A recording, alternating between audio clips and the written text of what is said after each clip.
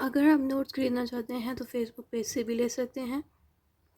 यहाँ पे देखें बहुत सारे स्टूडेंट्स की रिव्यू भी आपको देखने को मिल जाएंगे और यहाँ पे बुक्स डाली गई हैं, जो भी आपको ख़रीदनी है आप ख़रीद सकते हैं। उसके अलावा अगर आप इंस्टाग्राम यूज़र हैं तो यहाँ से भी आप ख़रीद सकते हैं। देखें यहाँ पे बुक्स लगाई गई हैं डिफरेंट, ठीक है, बहुत सारी लगी हुई हैं। तो अगर आप ख़रीदना चाहते हैं स्पेल्स इंटरप्रिटेशन ऑफ स्टेट्यूट, तो यहाँ पे व्यू प्रोडक्ट पे आप क्लिक करेंगे तो प्रोडक्ट की प्राइस पे साथ लिखी होगी, आपको प्लेस ऑर्डर पे क्लिक करना है। जैसे ही प्लेस ऑर्डर पे क्लिक करेंगे तो आपका जो ऑर्डर है वो डायरेक्ट एडमिन को चला जाएगा, ठीक है। जो एडमिन है उनको चला जाएगा तो वो फिर आपको पेमेंट मेथड बताएंगे और फिर आप ख़रीद सकते हैं। उसके साथ साथ अगर आप व्हाट्सएप से ख़रीदना चाहते हैं तो ये व्हाट्सएप स्टोर है, ठीक है। यहाँ से आप जो है प्रोडक्ट्स ख़रीद सकते हैं, ठीक हो गया। तो यहाँ पे इंस्टाग्राम का अकाउंट वही वाला लगा हुआ है, इस पर मैं क्लिक करूँगी तो ऑब्वियसली वही अकाउंट खुल जाएगा। तो यहाँ पर प्रोडक्ट्स देखें सारे लगे हुए हैं, मैं इस पर क्लिक करती हूँ यहाँ से। तो यहाँ पे आप देखें हर तरह के प्रोडक्ट्स लगे हुए हैं, हर सब्जेक्ट ईयर के। तो इस तरह से आप प्रोडक्ट्स ख़रीद सकते हैं इधर से भी। तो आपने प्रोडक्ट ख़रीदने के लिए सिंपल इस प्लस वाले साइन पे क्लिक करना है, ठीक है। एक दफ़ा लेना है, 2 दफ़ा लेना है, तो एक ही दफ़ा आपने लेना, इस पर क्लिक कर लिया। फिर आपने नीचे यहाँ पे व्यू कार्ड पे क्लिक कर देना, ठीक है। तो जैसे आप व्यू कार्ड पे क्लिक करेंगे, देखिए आपको ऑर्डर आ गया एडमिनिस्ट्रेटिव लॉ का। इस पर हमने प्लेस ऑर्डर पे जैसे क्लिक किया तो आपका जो मैसेज है वो एडमिन को जो है सेंड हो जाएगा। ये एडमिन को मैसेज आपका चला जाएगा, ठीक हो गया। तो इस तरह से आप अपने ऑर्डर्स को प्लेस कर सकते हैं। Welcome to Well Academy Islamabad. इस वीडियो में हम रूल ऑफ लॉ पढ़ेंगे। ये rule of law administrative law में आपको आएगा। ये टॉपिक हम पार्ट 1, 2 प्रीवियस ईयर्स में भी पढ़ चुके हैं। ये यूके एंड यूएस के कॉन्स्टिट्यूशन में भी हमने पढ़ा हुआ है। इसके इंट्रोडक्शन से स्टार्ट करते हैं। It means the judiciary is independent and जजेस make decisions without political influence. Rule of law कहता है कि जो जजेस हैं, जो जुडिशरी में जितने भी जजेस हैं या कोर्ट्स हैं, उनके जजेस डिसीजंस फ्रीली ले सकते हैं। कोई इन पे इन्फ्लुएंस नहीं करेगा, ना ही कोई पॉलिटिकल वाला आदमी इन पे इन्फ्लुएंस करेगा और कहेगा कि नहीं हमारे बिहाफ पे आप डिसीजन दो, बल्कि ये फ्रीली डिसीजन दे सकते हैं। तो बेसिकली रूल ऑफ लॉ का मतलब ये होता है कि हर इंसान लॉ के अंडर आएगा, कोई भी सुपीरियर नहीं है लॉ से, लाइक लॉ से बड़ा नहीं है। ये चीज़ हमने रूल ऑफ लॉ में पहले से पढ़ते हैं, वही सेम बात यहाँ पे भी आएगी। The idea become popular in the 19th century. Rule of law जो है 19th सेंचुरी से पॉपुलर हुआ, यानी कि रूल ऑफ लॉ पहले से एग्जिस्ट करता था, लेकिन इस पे जो मशहूरी है इसकी 19th सेंचुरी में हुई। जब एक दफ़ा मशहूरी हो जाती है फिर उसके बाद उस चीज़ के ऊपर लोग अमल ज़्यादा करते हैं। तो उससे पहले 19th सेंचुरी से पहले लोग रूल ऑफ लॉ पे इतना अमल नहीं करते थे, लेकिन 19th सेंचुरी में जब ये मशहूर हुआ उसके बाद से लोगों ने रूल ऑफ लॉ के ऊपर अमल करना शुरू कर दिया। The basic principle of the English constitution is rule of law. जो इंग्लिश कॉन्स्टिट्यूशन है ये है, यूके की बात करें, जो यूके का जो कॉन्स्टिट्यूशन है वो रूल ऑफ लॉ पे ही चलता है। This idea is also in the constitutions of US and Pakistan. यहाँ पे ये कह रहे हैं कि यूएसए के अंदर भी और पाकिस्तान के अंदर भी रूल ऑफ लॉ मौजूद है। अगर पाकिस्तान की बात की जाए तो पाकिस्तान का आर्टिकल 4 और आर्टिकल 25 रूल ऑफ लॉ के बारे में बताता है। Rule of law means everyone is equal, laws are supreme and no person is above the law. Rule of law ये कहता है कि सारे इंसान बराबर हैं और जो लॉ है वो सबसे बड़ा है और सारे इंसान लॉ के अंडर आएंगे। A nation can not function properly without following the rule of law. यहाँ पे कह रहे हैं कि नेशन मीन्स कि कोई कंट्री अच्छे से वर्क नहीं कर सकता अगर रूल ऑफ लॉ वहाँ पे मौजूद नहीं होगा। रूल ऑफ लॉ जब होगा उस कंट्री में तभी वो कंट्री या नेशन अच्छे से वर्क करेगा। क्रॉस रेफरेंस हमने इसमें दे देना है आर्टिकल 4 एंड 25 जो हमने इंट्रोडक्शन में दिया था। ये जो आर्टिकल्स हैं इस कॉन्स्टिट्यूशन के, पाकिस्तान के कॉन्स्टिट्यूशन के, ये बेसिकली हमें ये बता रहे हैं कि इन आर्टिकल्स में रूल ऑफ लॉ मौजूद है। फिर आता है meaning of rule of law. Rule of law Blackstone dictionary में ये लिखा है रूल ऑफ लॉ का कि supremacy of law. Rule of law के बारे में ये कहता है कि लॉ सबसे सुप्रीम है, ये ब्लैकस्टोन डिक्शनरी कहता है। डेफिनेशंस आप इसकी दे सकते हैं। डेफिनेशन में आप डाइसी के बारे में बताएंगे कि डाइसी कहता है कि रूल ऑफ लॉ का मतलब है people are ruled by law alone, a person can only be punished for breaking the law. Dicey कहता है कि जो भी इंसान है उसके ऊपर लॉ ही उसको सज़ा दे सकता है, लॉ के अलावा कोई नहीं। यानी कि लॉ में जो सज़ा लिखी गई है उसी हिसाब से एक इंसान को सज़ा मिलेगी, ये बात यहाँ पे लिखी गई है। और लॉ ही एक इंसान को कंट्रोल कर सकता है, ये हमें डाइसी बताता है। फिर आता है Blackstone. Decision should follow known laws without personal description. यहाँ पे कह रहे हैं कि लॉ ने एक दफ़ा कोई चीज़ बता दी है, हमें चाहिए कि हम लॉ को फॉलो करें, बजाय कि हम पर्सनल डिस्क्रिशन को फॉलो करें। डिस्क्रिशन का मतलब होता है खुद से फैसले लेना, सोच के, यानी कि सोच समझ के फैसले लेना। तो यहाँ पे ब्लैकस्टोन कहता है बजाय कि सोच समझ के हम फैसला लें, उससे अच्छा है कि हम लॉ को फॉलो करें, कि अगर एक चीज़ के ऊपर लॉ बना है तो हम उस चीज़ पे अमल करें। ऑक्सफोर्ड डिक्शनरी कहता है कि लॉ जो है सबसे सुप्रीम है, यानी कि सुप्रीमेसी ऑफ लॉ का मतलब है लॉ सबसे सुप्रीम है। वेट कहता है कि government must follow law, not law follow government. तो वेट कहता है कि गवर्नमेंट को चाहिए कि वो लॉ फॉलो करे और लॉ को नहीं चाहिए कि वो गवर्नमेंट को फॉलो करे, क्योंकि लॉ सबसे बड़ा है तो गवर्नमेंट भी लॉ के नीचे आती है। Aristotle, government by law is better than government by people. यहाँ पे एरिस्टोटल कहता है कि ऐसी गवर्नमेंट जो लॉ के मुताबिक चल रही है वो करोड़ गुना बेहतर है उस गवर्नमेंट से जो लोगों के कहने पे चल रही है। यानी कि अगर लोगों के कहने पे गवर्नमेंट चलेगी तो फिर वो ज़्यादा नुकसान देगी, लेकिन अगर लॉ मौजूद होगा उसके मुताबिक अगर गवर्नमेंट डिसीजंस लेगी, फैसले करेगी, चलेगी तो वो ज़्यादा बेहतर है। फिर नेक्स्ट हेडिंग आती है historical background. Rule of law का जो हिस्टोरिकल बैकग्राउंड है वो ये है कि मैग्ना कार्टा से ये हिस्ट्री स्टार्ट होती है, कि मैग्ना कार्टा जो यूके है उसके अंदर आपको मैग्ना कार्टा की हिस्ट्री मिलेगी। अब मैग्ना कार्टा का प्रॉपर नेम है इंग्लिश में ग्रेट चार्टर। तो ये मैग्ना कार्टा लैटिन ज़बान है। ये मैग्ना कार्टा इस तरह का एक कागज़ है जिसको साइन किया था किंग जॉन ने। किंग जॉन की तस्वीर है। ये वक्त था 1215 का, ठीक है। इंग्लैंड में साइन किया था किंग जॉन ने 1215 में इस मैग्ना कार्टा को, ठीक है। It is one of the first document in history. इसको एक तरह से पहला डॉक्यूमेंट माना जाता है रूल ऑफ लॉ का। इससे पहले भी जो डॉक्यूमेंट्स थे रूल ऑफ लॉ के वो इतने अच्छे नहीं थे, ये वाला सबसे मेन डॉक्यूमेंट था जिसने रूल ऑफ लॉ को ईजाद किया। फिर आता है that limited the power of king, और इसी डॉक्यूमेंट से किंग्स की पावर रिड्यूस होगी, यानी कि जैसे इस डॉक्यूमेंट पे साइन हुआ तो किंग की पावर रिड्यूस होगी। It later become a symbol of freedom, justice and rule of law. और बाद में फिर इसी मैग्ना कार्टा को फ्रीडम का सिंबल माना गया, जस्टिस का सिंबल माना गया और इसी को ही रूल ऑफ लॉ का हिस्सा माना गया। फिर आता है सिचुएशन बिफोर मैग्ना कार्टा, यानी कि मैग्ना कार्टा पे साइन होने से पहले क्या सिचुएशन थी। तो यहाँ पे आपने किंग जॉन की हिस्ट्री बतानी है। England was ruled by King John 1999 and 1216, यानी कि इंग्लैंड में उस वक्त किंग जॉन जो है हुकूमत पे थे, ठीक है। इस वक्त में जो किंग जॉन थे considered a harsh and unpopular ruler. यहाँ पे ये कह रहे हैं कि जो किंग जॉन थे वो एक हार्श और अनपॉपुलर रूलर थे। लाइक लोग इनको इतना पसंद नहीं करते थे क्योंकि गुस्सा बहुत करते थे और हुक्मरानी बहुत ज़्यादा करते थे। He demanded a heavy tax from barons. अब यहाँ पे हैवी टैक्स और ज़रूरी पॉइंट्स मैंने बोल्ड किए, आपने भी बोल्ड करने हैं।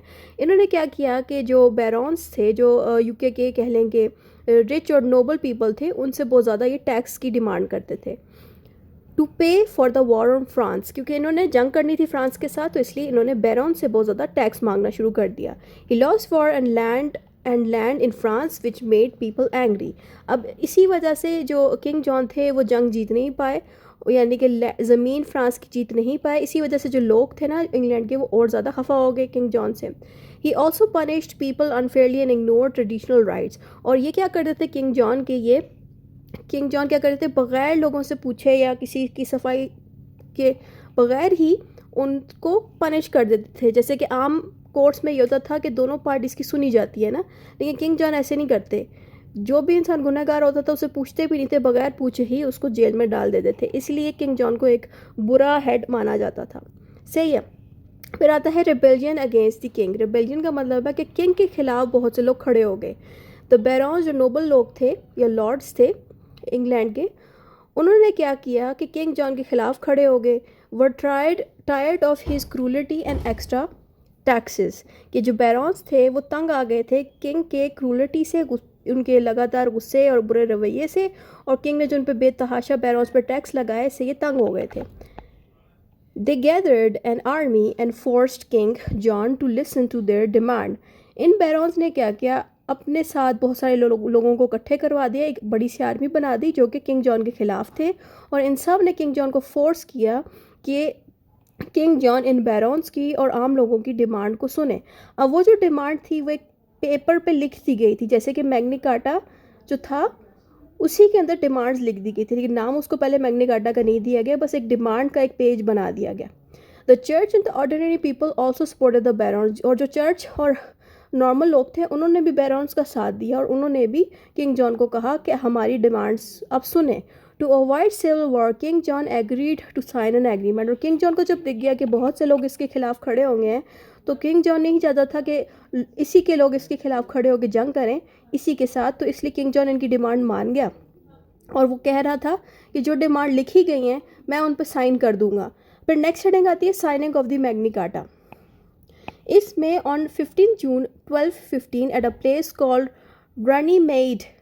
रनीमेड एक जगह थी लंदन में, जिसमें वक्त चल रहा था 15 जून 1215 का। उस वक्त किंग जॉन ने इस मैग्नी कार्टा के कागज़ पे साइन कर दिया। ये वो कागज़ था जिसपे बैरॉन्स ने और आम लोगों ने अपनी डिमांड्स को लिखा था। तो जैसे किंग जॉन ने इसको साइन कर दिया तो इस डॉक्यूमेंट पर नाम रख दिया गया मैग्नी कार्टा का। It was a peace treaty between the king and the barons, और इस मैग्नी कार्टा को इसलिए बनाया गया ताकि बैरॉन्स के बीच और किंग के बीच एक पीस कायम रहे, लड़ाई ना इनकी हो, तो उसको एक पीस ट्रीटी का नाम दिया गया। अब इस मैग्नी कार्टा पे जैसे ही साइन हुआ तो इससे क्या हुआ कि रूल ऑफ लॉ का इजाद हो गया, क्योंकि इस मैग्नी कार्टा ने ये सिखाया कि लॉ सबसे सुप्रीम है, किंग भी लॉ के अंडर आता है। तो जैसे ही मैग्नी कार्टा पे किंग जॉन ने साइन किया तो किंग जॉन के काफ़ी सारी पावर्स चली गई। फिर आता है main idea of Magna Carta. The king's power is not unlimited. Magna Carta ने ये कहा कि जो किंग की पावर है वो अनलिमिटेड नहीं है, किंग को भी एक हद में रह के काम करना चाहिए। ये चीज़ मैग्नी कार्टा ने सिखाई। Even the king must follow the law, और मैग्नी कार्टा कहता है कि किंग को भी लॉ को फॉलो करना है। किंग ये नहीं कर सकता कि लॉ मौजूद है तो उसको वो फॉलो नहीं करेगा, बल्कि किंग को भी चाहिए कि जो बना हुआ लॉ है उसके मुताबिक वो चले।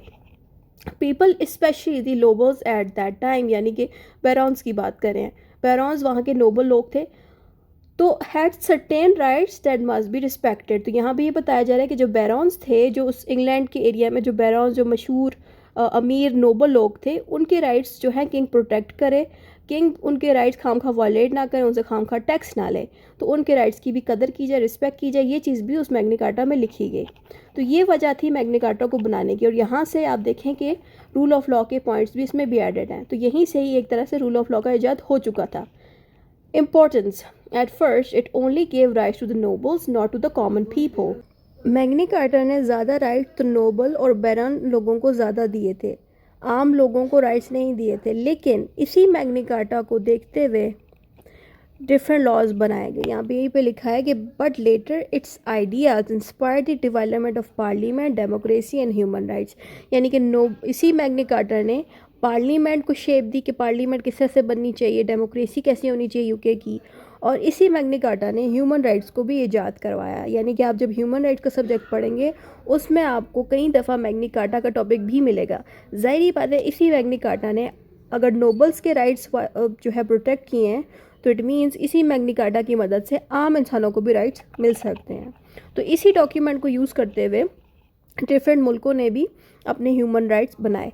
It influence the USA constitution and many modern legal system. इसी मैग्नी कार्टा ने यूएसए की कॉन्स्टिट्यूशन को मुतासिर किया और इसी मैग्नी कार्टा की वजह से ही रूल ऑफ लॉ बना।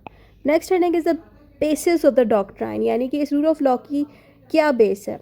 The phrase comes from France, ला प्रिंसिप डी लेगेलाइट, meaning principle of legality. It shows that government must follow law, not men. यहाँ पे इस डॉक्ट्राइन की बेस ये है कि फ्रेंच लैंग्वेज में लिखा है ये लफ्ज़, और इसका मतलब ये है कि सारे रूल्स लॉ के मुताबिक होने चाहिए। यहाँ पे ये कह रहे हैं कि जो गवर्नमेंट है वो लॉ को फॉलो करे, ना कि लोगों को फॉलो करे। ठीक है, फिर आता है ओरिजिनेटर ऑफ द डॉक्ट्राइन, यानी कि जो रूल ऑफ लॉ है इसको सबसे पहले किसने इंट्रोड्यूस कराया। सर एडवर्ड कॉक, ये इनकी तस्वीर है। इन्होंने सबसे पहले इस रूल ऑफ लॉ को इंग्लैंड के अंदर इंट्रोड्यूस करवाया। उस वक्त जो किंग था वहाँ पे किंग जेम्स I थे। ठीक है, अब इनके बाद जो डाइसी थे उन्होंने फिर इस रूल ऑफ लॉ को अपनी किताब the law and the constitution 1885 में लिख दिया। यानी कि इन सर के बाद फिर डाइसी ने भी रूल ऑफ लॉ को इंट्रोड्यूस करा दिया। इसके अलावा प्लेटो एंड एरिस्टोटल ने भी रूल ऑफ लॉ को बहुत ज़्यादा इंट्रोड्यूस करवाया। फिर आता है different names of in the history, यानी कि रूल ऑफ लॉ को डिफरेंट दौर में क्या क्या नामों से पुकारा जाता था या बुलाया जाता था। रोमन्स में रूल ऑफ लॉ को जस्ट न्यूट्रली कहा जाता था। मेडिवल्स कहते थे rule of law is law of God. Hobbes law के ये इंसान कहते थे रूल ऑफ लॉ का मतलब है सोशल कॉन्ट्रैक्ट और नेचुरल लॉ, यानी कि इन लोगों की नज़र में रूल ऑफ लॉ एक सोशल कॉन्ट्रैक्ट है या फिर नेचुरल लॉ है। Social contract and natural law की वीडियोस मैंने डाली है, यहाँ लिंक पे आप देख लें। फिर आता है मॉडर्न वर्ल्ड, यानी कि आजकल के दौर में रूल ऑफ लॉ को किस नेम से पुकारा जाता है? आजकल के दौर में रूल ऑफ लॉ को नॉर्मल रूल ऑफ लॉ ही कहा जाता है। Then we have different aspects of rule of law. Different aspects of rule of law. Individuals right must be protected, law is supreme not ruler. इसमें आपने rule of law के points बताने हैं, जिसमें हमने बताना है कि जो आम लोगों के राइट्स हैं वो प्रोटेक्ट होने चाहिए और जो लॉ है वो सबसे सुप्रीम है। रूलर सुप्रीम नहीं होता, लॉ सबसे सुप्रीम है, ठीक है। क्राइम्स जो हैं वो पनिश्ड लॉ के अकॉर्डिंग होने चाहिए, यानी कि बगैर लॉ को फॉलो की किसी को सज़ा नहीं मिलेगी। Everyone is a subject to law, यानी कि हर इंसान को लॉ के मुताबिक ट्रीट किया जाए। ऐसा नहीं होना चाहिए कि एक इंसान अगर अमीर है तो उसको लॉ के मुताबिक नहीं या वैसे ही अलग से प्रोटोकॉल दिया जाएगा, ऐसा नहीं होगा। चाहे वो अमीर हो, गरीब हो, जो भी हो, लॉ के मुताबिक ही उसको पनिशमेंट्स और सारी चीज़ें मिलेंगी, ठीक है। गवर्नमेंट मस्ट फॉलो लॉ, और गवर्नमेंट को लॉ को फॉलो करना है। जो पार्लियामेंट है वो सबसे सुप्रीम है। अच्छा, पार्लियामेंट को क्यों सुप्रीम रखा है? क्योंकि पार्लियामेंट ही लॉ बनाती है, ठीक है। नेक्स्ट हेडिंग आती है Dicey's principle of rule of law. Dicey ने रूल ऑफ लॉ के बारे में 3 पॉइंट्स दिए हैं, ठीक है। डाइसी का इसमें बहुत रोल अदा होता है, इसलिए आपने डाइसी का नेम याद रखना है। डाइसी ने सबसे पहले कहा सुप्रीमेसी ऑफ लॉ, कह रहे हैं कि no arbitrary power, government follow law, punishment only by law, everyone has a right to be heard. यहाँ पे डिफरेंट पॉइंट्स हैं, मैंने इसको एक लाइन में लिखा है, आप चाहें तो इनको पॉइंट्स में भी लिख सकते हैं। सुप्रीमेसी ऑफ लॉ ये सिखाता है कि पावर्स जो हैं एक बंदे के हाथ में नहीं होनी चाहिए, ठीक है। सारे लोगों को बराबर ट्रीट करना चाहिए, इसका ये मतलब है इस लाइन का। और जो गवर्नमेंट है वो भी लॉ को फॉलो करे, और अगर किसी इंसान को पनिशमेंट देनी भी है ना तो लॉ के मुताबिक उसको पनिशमेंट मिले, और हर इंसान जो है उसकी बात सुनी जाए। ऐसा ना हो कि बगैर सुने ही किसी पार्टी को सज़ा दे दे। जैसे कि 2 पार्टीज आई है, किसी का केस लगा है तो दोनों की आप बराबर सुने, ये चीज़ हमें रूल ऑफ लॉ सिखाता है। दूसरा पॉइंट आईसी ने बताया है equality before law, all are equal under the law, no special privileges, ordinary court for all law. यहाँ पे कह रहे हैं कि सारे इंसान लॉ की नज़र में बराबर हैं। तो यहाँ पे ये कह रहे हैं कि किसी भी इंसान को स्पेशल प्रिविलेजेस यानी कि स्पेशल फ़ायदे नहीं दिए जाएंगे, हर इंसान को बराबर ही रखा जाएगा लॉ की नज़र में। Legal protection, court guarantees liberty and enforces rights.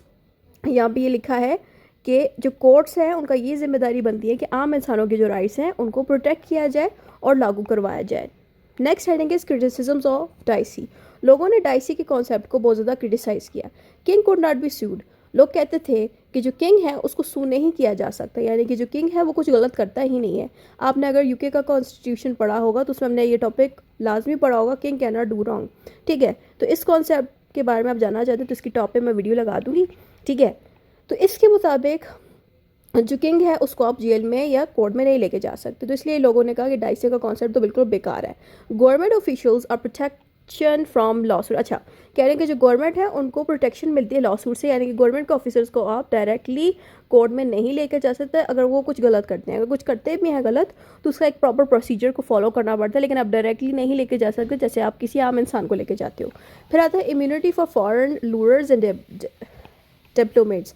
Immunity का मतलब है कि जो हमारे मुल्क में अगर कोई बाहर का डिप्लोमेट आता है या रूलर आता है, जैसे कि हमारे मुल्क में अगर बाहर वाले मुल्क का कोई प्रेसिडेंट आ गया है या डिप्लोमेट आ गया है तो उनको भी आप जेल में या कोर्ट में नहीं लेके जा सकते, चाहे वो कुछ गलत भी कर देते हैं हमारे मुल्क में आके, ठीक है। एडमिनिस्ट्रेटिव ट्राइब्यूनल ग्रू, यहाँ पे ये कह रहे हैं कि जो एडमिनिस्ट्रेटिव ट्राइब्यूनल है वो काफ़ी ज़्यादा ग्रो कर गया है, इसलिए वो खुद ही सारे मामला देख लेता है, तो इसलिए अलग से रूल ऑफ लॉ बनाने की ज़रूरत नहीं, ये लोग कह रहे हैं, ठीक है। लोगों का क्रिटिसिज्म है। क्रिटिसिज्म इज़ लाइक तंज करना या जो है नेगेटिव पॉइंट्स निकालना, इसको हम क्रिटिसिज्म कहते हैं। Crown could and serve contract, यहाँ पे कहते हैं जो क्राउन है,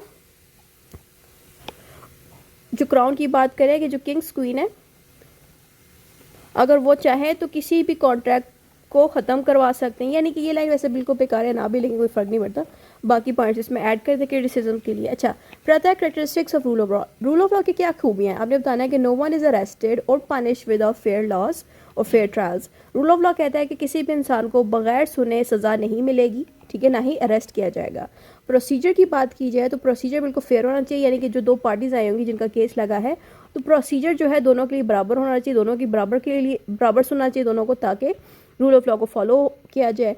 और जो जज है कि नो वन जजेस देयर ओन केस, और कोई इंसान खुद को इस तरह से जज ना करे कि मैं तो आज़ाद हूँ क्योंकि मैं अमीर हूँ, मुझे तो कोर्ट मेरा साथ देगी, वो इस तरह की बातें ना सोचे, क्योंकि हर इंसान को लॉ के मुताबिक ही सज़ा मिलेगी, इसलिए किसी को खुद को जज नहीं करना चाहिए। Everyone is heard before punishment, और जिस इंसान को पनिशमेंट मिलेगी उस इंसान की भी सुनी जाएगी, ठीक है। यानी कि ऐसा नहीं होगा कि एक बंदे ने अगर चोरी किया है तो उसको बगैर सुने जेल में नहीं डाला जाएगा, बल्कि प्रॉपर्ली कोर्ट उससे पूछेगी कि आपने चोरी क्यों की और सारी बातें मालूम करेगी। ठीक है।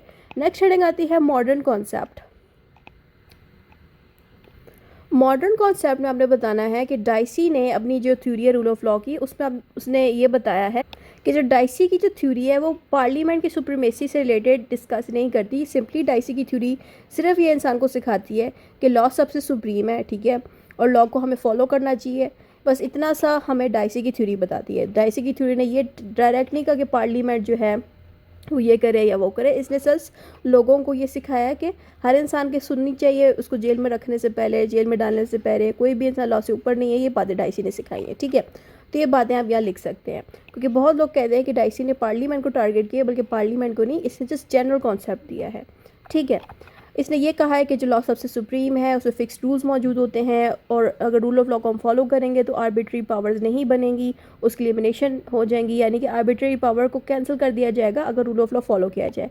आर्बिट्री पावर्स का मतलब है कि बंदे के पास सारी पावर्स और वो किसी भी इंसान के साथ मिसयूज़ कर सकता है, अपनी पावर्स का मिसयूज़ कर सकता है, उसको नुकसान दे सकता है। इससे आर्बिट्री पावर्स ना पैदा हों, इसी रूल ऑफ लॉ को हमें फॉलो करना चाहिए। रूल ऑफ लॉ के होने से ड्यू प्रोसेस ऑफ लॉ होता है। ड्यू प्रोसेस का मतलब है कि दोनों पार्टीज़ की बराबर सुनी जाती है और कोर्ट का एक प्रॉपर प्रोसीजर फॉलो होता है। इसमें रूल ऑफ लॉ को फॉलो करने से लोगों को नेचुरल जस्टिस सिस्टम भी मिलता है। सही है।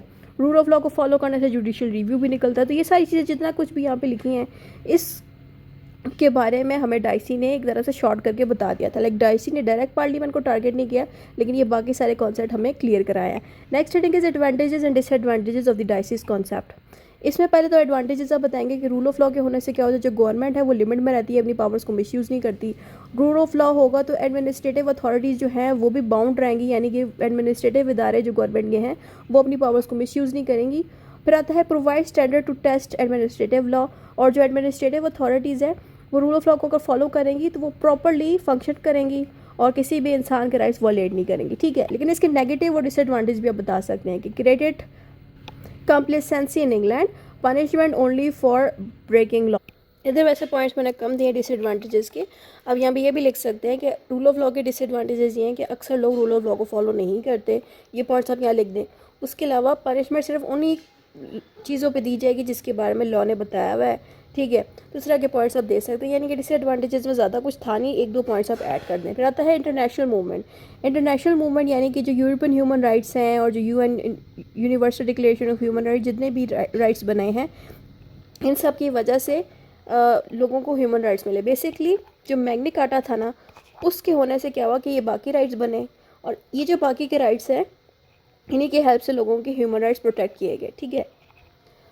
तो अगर आपने ह्यूमन राइट का सब्जेक्ट पढ़ा है तो फिर आपको ये टॉपिक आते होंगे। इसमें आपने यूरोपियन ह्यूमन राइट्स और universal declaration of human rights के चैप्टर्स पढ़े हुए हैं। उसमें प्रॉपर्ली हमने ये जाना था कि इसके अंदर प्रॉपर एक लिस्ट लिखी हुई थी राइट्स की, कि अगर कोई इंसान, इसमें फ़ीमेल के राइट्स अलग से लिखे गए हैं, किसी इंसान को कैद किया जाए उसके भी राइट्स होंगे, मतलब हर तरह के लोगों के राइट्स इसमें लिखे गए। क्योंकि वो वक्त था जिस वक्त में जंगें हो रही थी, बहुत ज़्यादा वार्स चल रही थी, तो उस ज़माने में इन राइट्स की बड़ी ज़रूरत थी। क्योंकि अगर ये राइट्स ना उस वक्त बनाए होते तो बहुत से इंसानों को जेल में रखा जाता, कैदी बना कर रखा जाता। ठीक है। तो इसलिए उस ज़माने में ये राइट्स बनाए गए, तो ये राइट्स आज भी चल रहे हैं। फिर आता है administrative authorities. Rule of law helps control administrative authorities and test their actions. यहाँ पे बताना है कि जो एडमिनिस्ट्रेटिव अथॉरिटीज़ हैं वो रूल ऑफ लॉ की मदद से अपने आप को भी कंट्रोल में रखती हैं, अपने एक्शंस को भी कंट्रोल में रखती हैं, ताकि लोगों को फ़ायदा दे सकें। अगर रूल ऑफ लॉ के मुताबिक नहीं चलेंगी तो फिर ये अथॉरिटीज़ लोगों को फ़ायदा नहीं दे पाएंगी, क्योंकि फिर ये रूल ऑफ लॉ को अगर फॉलो नहीं करेंगी फिर खुद को सबसे बड़ा मानेंगी और हर इंसान के साथ गलत करेंगी। फिर आता है rule of law in Pakistan constitution 1973। इसमें हमने प्रिंबल का बताना है कि जो हमारी डेमोक्रेसी है, फ्रीडम है, इक्वालिटी है, टॉलरेंस है, सोशल जस्टिस, यानी कि जो हमारा प्रिंबल है कॉन्स्टिट्यूशन का, उसमें ये पॉइंट्स एडेड है, जिससे हमें क्लियर हो रहा है कि हमारा जो प्रिंबल है वो भी रूल ऑफ लॉ को सपोर्ट करता है। प्रिंबल होता है इंट्रोडक्शन पोर्शन कॉन्स्टिट्यूशन का, यानी कि हमारा जो कॉन्स्टिट्यूशन है उसके अंदर अगर आपको प्रिंबल दिखे तो प्रिंबल का मतलब है कि हमारे कॉन्स्टिट्यूशन का इंट्रोडक्शन क्या है। तो हमारे कॉन्स्टिट्यूशन का जो इंट्रोडक्शन है उसमें आपको ये वाला पॉइंट्स मिलेंगे, और इन पॉइंट से क्लियर होता है कि ये पॉइंट्स रूल ऑफ लॉ को ही डिस्कस कर रहे हैं। ठीक है। क्योंकि यहाँ पे आप देखें इक्वालिटी भी रूल ऑफ लॉ में मौजूद है, फ्रीडम भी मौजूद है, डेमोक्रेसी का टॉपिक भी आपको मिलेगा रूल ऑफ लॉ में। और जो आर्टिकल 4 है उसको देखें, इसमें लिखा है every person protected by law actions must follow law. जो हमारा आर्टिकल 4 है कॉन्स्टिट्यूशन ऑफ पाकिस्तान का, वो कहता है कि सारे इंसान जो हैं उनको लॉ ने प्रोटेक्ट किया हुआ है, सारे जो एक्शंस हैं वो लॉ के मुताबिक होने चाहिए, यानी कि हर इंसान को लॉ ने प्रोटेक्शन दी है। और अगर कोई गवर्नमेंट का ऑफिसर या अथॉरिटी, यानी कि जो गवर्नमेंट का अथॉरिटी है या हेड है, वो भी जो एक्शन लेगा वो लॉ के मुताबिक ही लेगा। फिर आता है आर्टिकल 25। आर्टिकल 25 कहता है all citizens equal before law, equal protection. यहाँ पे ये आर्टिकल कहता है कि सारे इंसान लॉ की नज़र में बराबर हैं और सारे इंसानों को बराबर की ही प्रोटेक्शन दी जाएगी। तो इस तरह से हमें रूल ऑफ लॉ का कॉन्सेप्ट इन आर्टिकल्स में भी मिलता है। फिर आता है कंक्लूजन। कंक्लूजन में जो भी आपने ऊपर पढ़ा है वो शॉर्ट करके 6 से 5 लाइन्स में लिख के वाइंड अप कर देना है।